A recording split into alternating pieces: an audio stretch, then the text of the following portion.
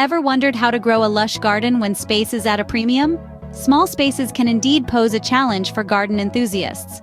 But don't let that curb your green thumb. Fear not, for vertical gardening might just be the innovative solution you've been searching for. So, what exactly is vertical gardening? Vertical gardening is a nifty technique that lets you cultivate your plants upwards rather than having them spread out. Think of it as a green skyscraper. By using structures or supports, you can save precious space, making it perfect for urban dwellers. But that's not all. Vertical gardens are also easier to maintain and add a unique visual twist to your space. It's simple, really. You're just taking the traditional garden setup and flipping it on its side. Ready to give vertical gardening a try?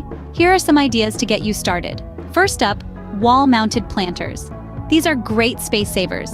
Simply mount your chosen planters to a sturdy wall, fill them with potting soil, and plant your favorite herbs or flowers.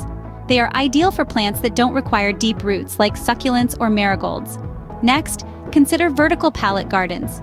These are essentially wooden pallets that are stood upright and filled with soil.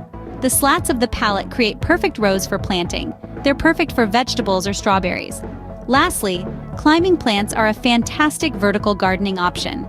Choose a sunny wall and install a trellis. Plant your climbers at the base and with a little patience, watch them ascend.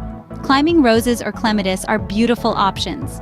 Remember, the key to successful vertical gardening is choosing the right plants for your setup. And there you have it, a garden that grows up, not out. Now it's your turn to create your own vertical garden. Embrace the journey, adapting these ideas to suit your space and preferences. Gardening is a personal and creative process, ever flexible. Don't forget to share your vertical gardening experiences with us. Remember, the sky's the limit when it comes to your garden. Like this video and subscribe to our channel for more gardening tips and tricks.